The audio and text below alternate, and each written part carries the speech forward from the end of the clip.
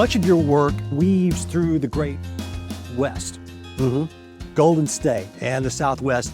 Happy Trails to High Weirdness is the one I've been reading. And you start off the book talking about California and Southern California. A lot of people make fun of Florida, but ladies and gentlemen, California's pretty weird too. Talk about Very some weird. of the cults that are in Southern California that people have not heard of before. Oh, good heavens. Well, there was a lot of cults actually based out of the Santa Susana area. That's where the Manson family were based out of Spawn Ranch for a while. And really in that same area, going back to the 40s, you had the Krishna Venta group that was in there. And before that, the cult of the Great 11, they called themselves, that were pretty unusual. So there's this long history of cults, good and bad religious orders throughout the Golden State. It's talked about the desert and Joshua Tree in that area where they're having the contact. And the desert event this week, there's a long history of contact with UFOs. And really that was ground zero for UFOs back in the day with George Van Tassel at Giant Rock, the Integratron and that whole area.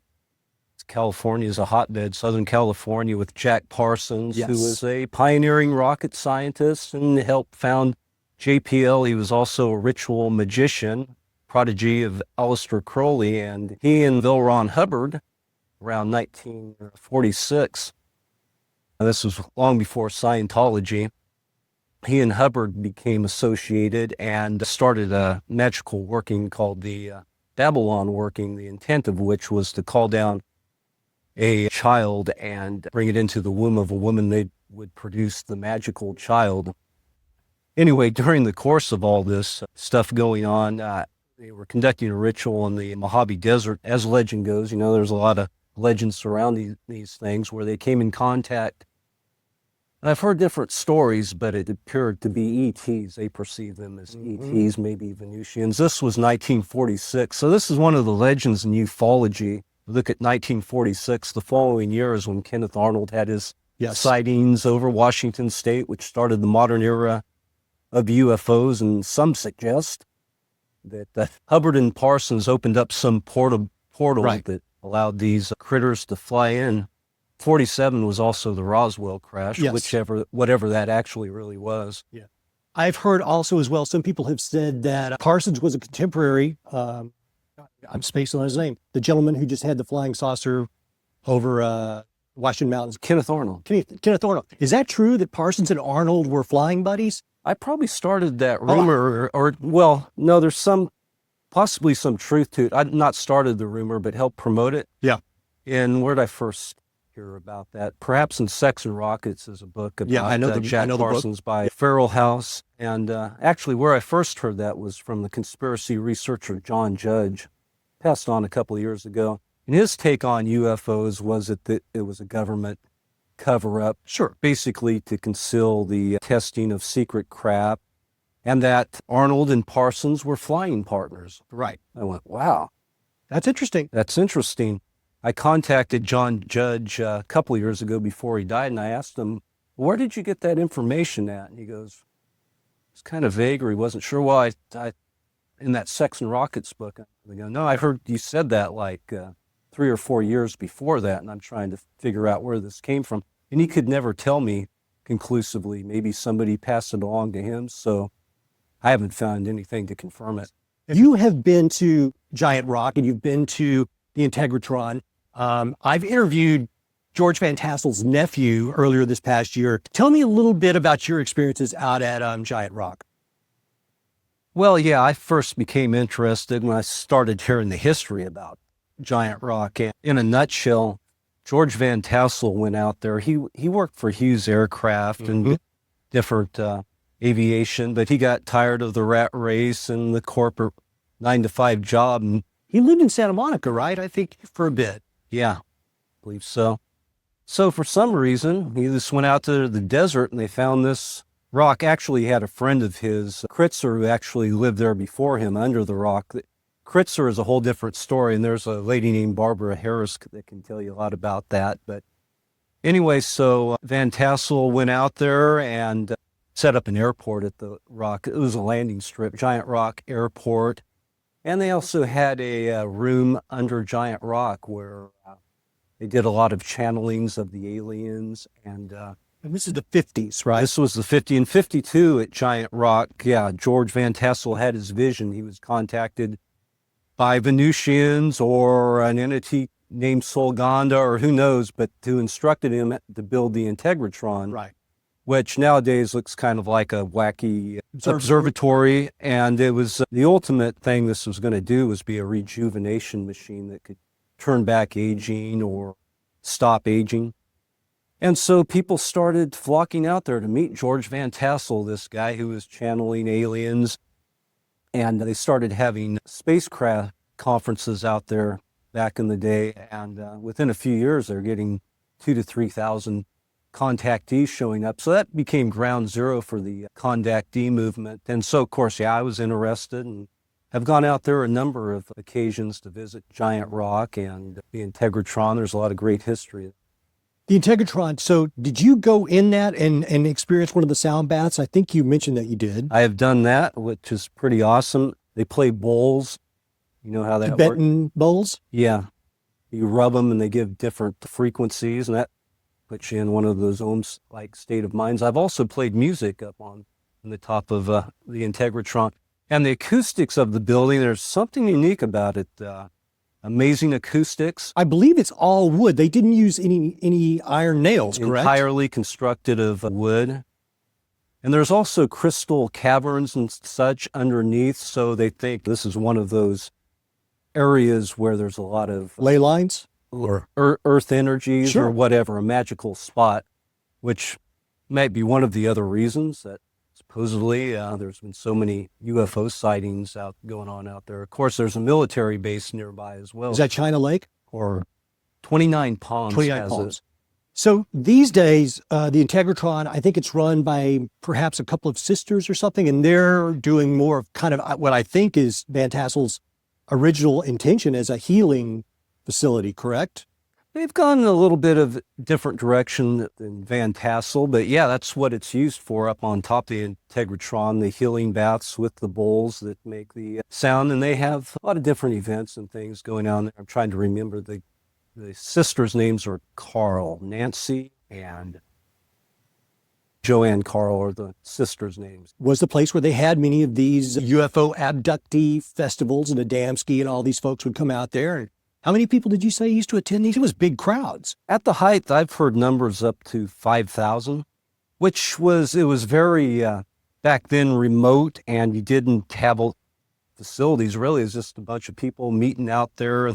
Waiting for the Space Brothers. Yeah, like in the desert, and that's where the who's who of the contactee scene. I mean, a lot of your viewers might not be up on contactee history, but all of them, George Adamski and Truman Betheron, all the stars of the contactee world then would go out every year. It was a big thing.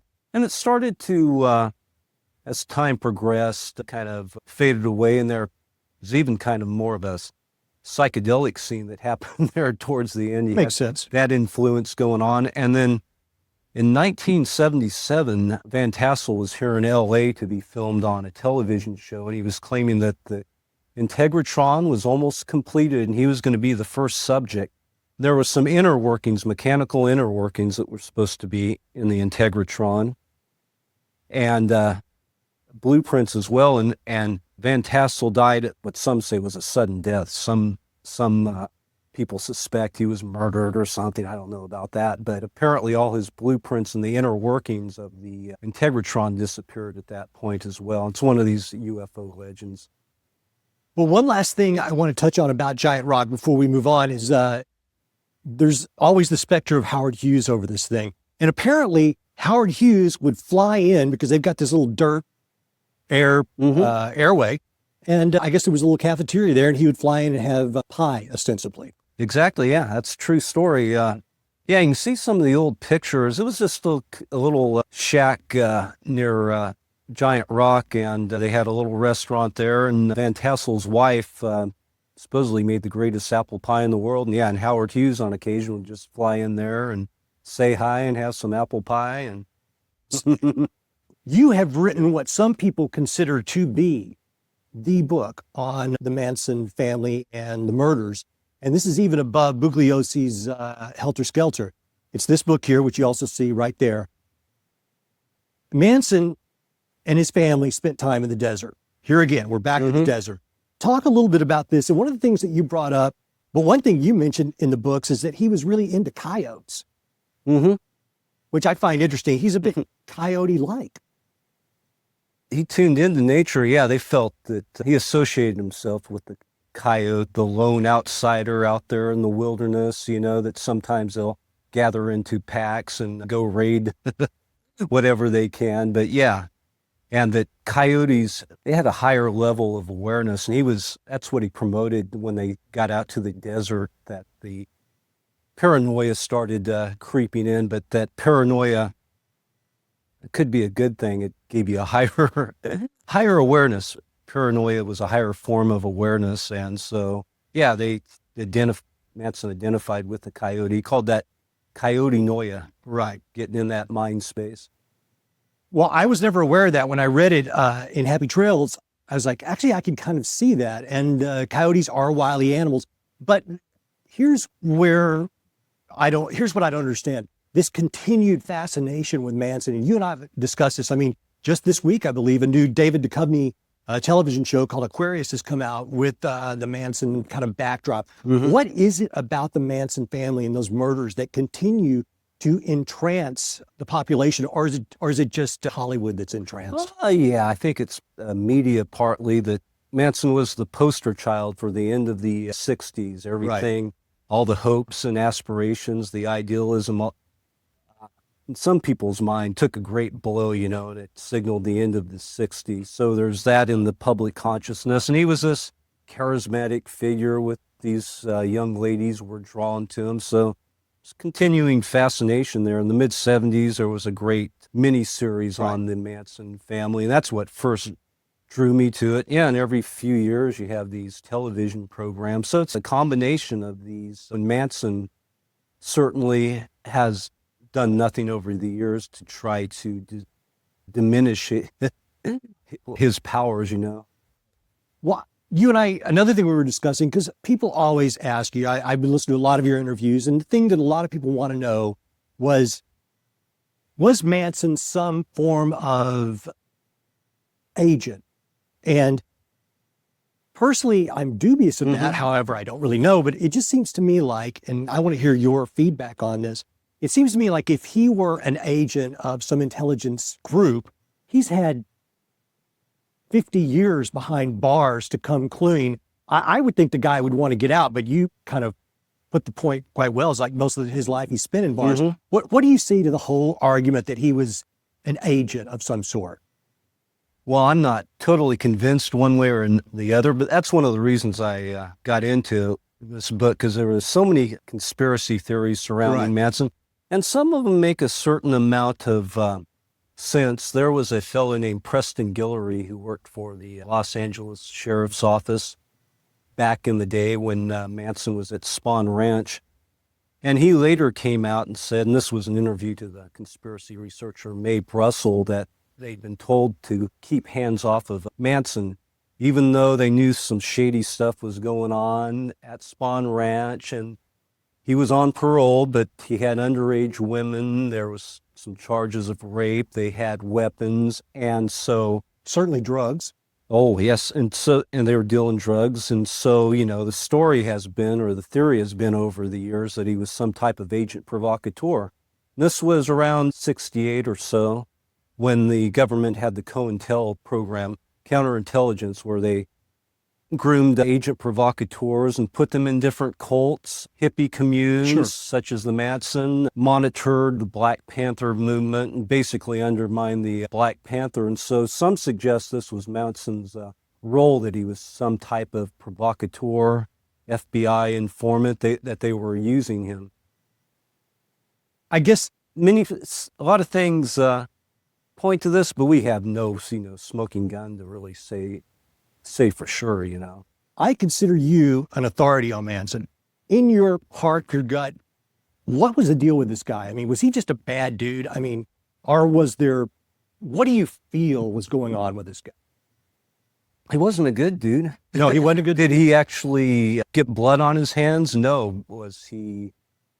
Did he order the murders or had a role in them? Definitely. For anybody who didn't actually commit a murder but was involved in a murder conspiracy, they would have been out of prison years and years ago. But once again, he was the poster child of everything that went bad. And also he had connections deep in the music industry, Hollywood. And some suggest that the reason Bugliosi came up with the whole helter-skelter theory and all of this was to basically wind up the case real fast and minimize, put a blanket of silence over the involvement with all the people he knew in Hollywood and the music industry.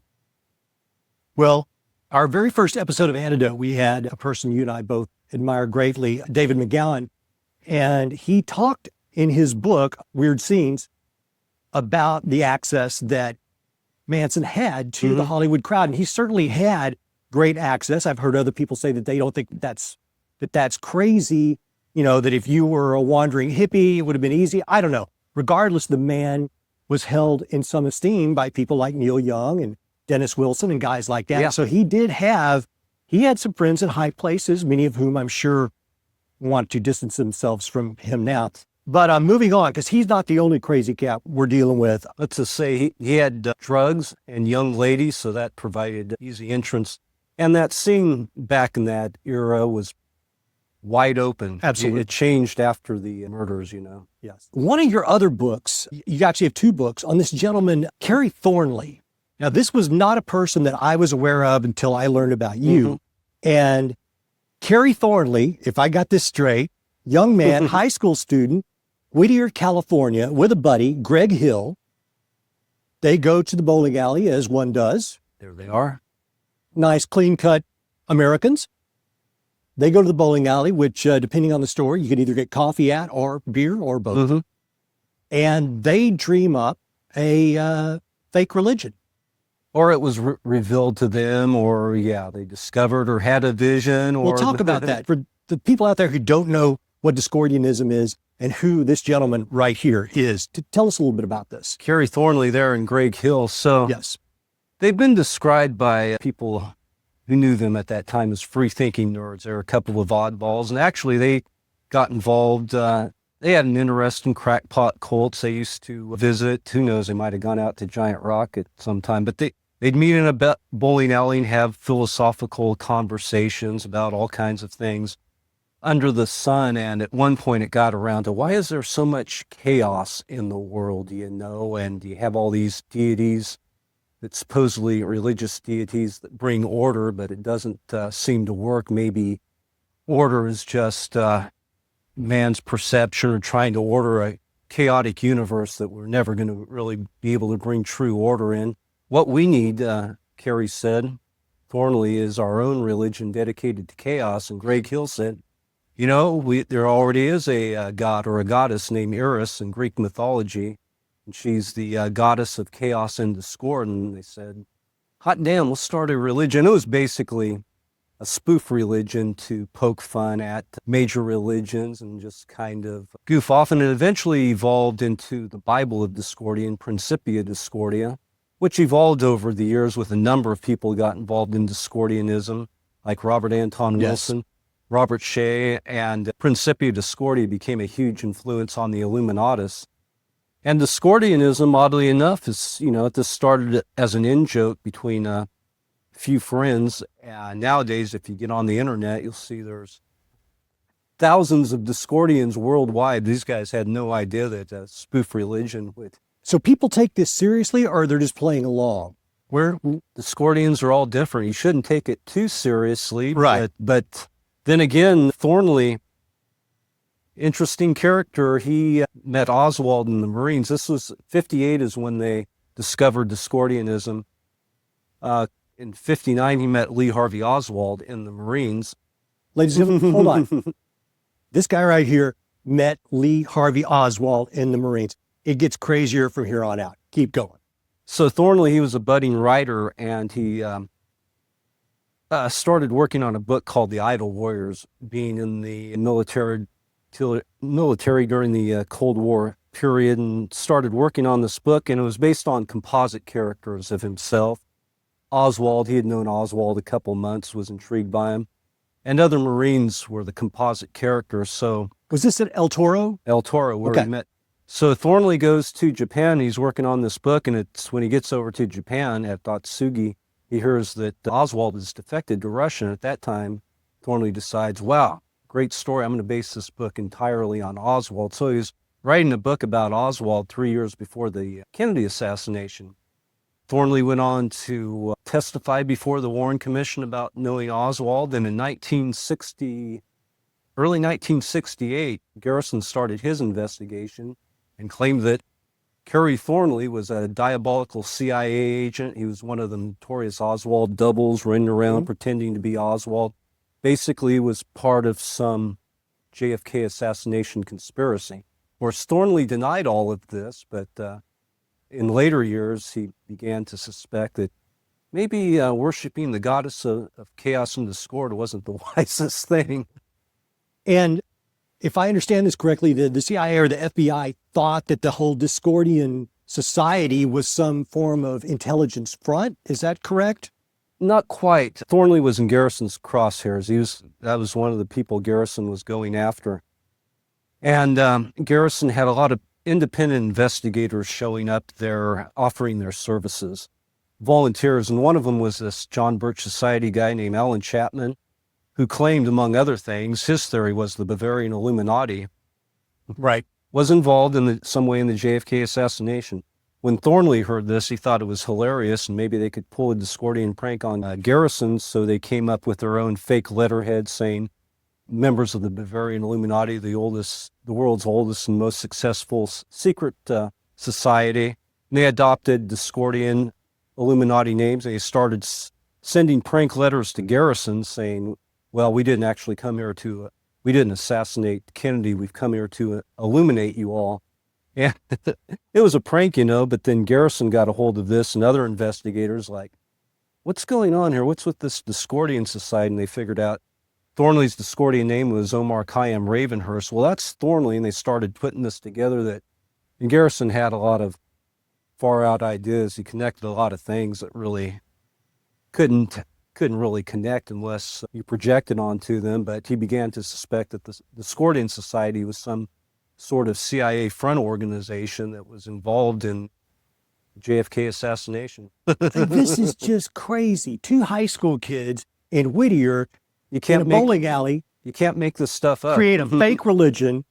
Next thing you know, one of them is spending time with Lee Harvey Oswald and then becomes entangled in the whole JFK conspiracy. The weird thing, there was all these synchronicities because Thornley moved to New Orleans in the early 60s where the hotbed of all that stuff was going on. All the people Garrison said was involved, Clay Shaw, Bannister, David Ferry.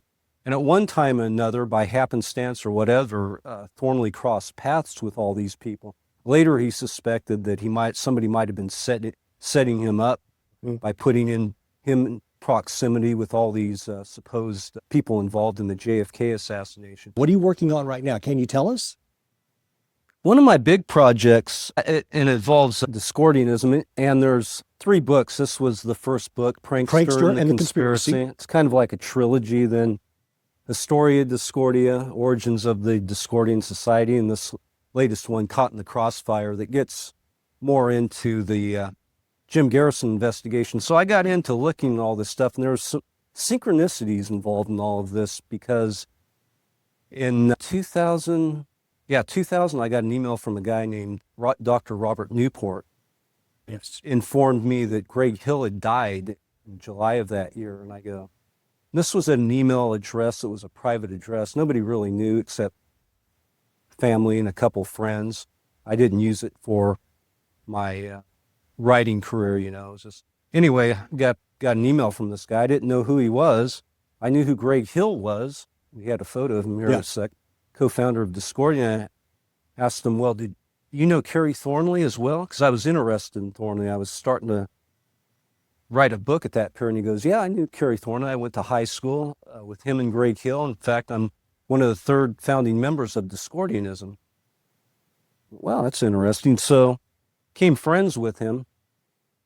And he showed me at one point what he called the Discordian Archives armload of materials, which I scanned and ended up using a lot for this first book. And I thought that was the extent of the Discordian Archives. So turned out, and a few years later, I kept asking, well, maybe I'd like to do a larger book on Discordian history. And can I still use your materials? And he said, yeah, but next time you come down in LA, come down, I'll give you everything, which turned out the several boxes of material that have led to different book projects and some things in there that people consider like the Holy Grail of Discordianism, the original copy of the Principia Discordia.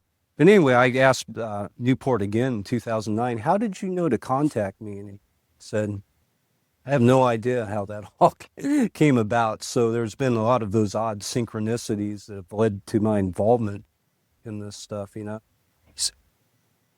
Wow, that's very weird. He contacted you, but he doesn't know how or why. No, and admittedly, he's a little older, but I have no idea to figure it out. Maybe he's a CIA agent I don't know about, or one of those type of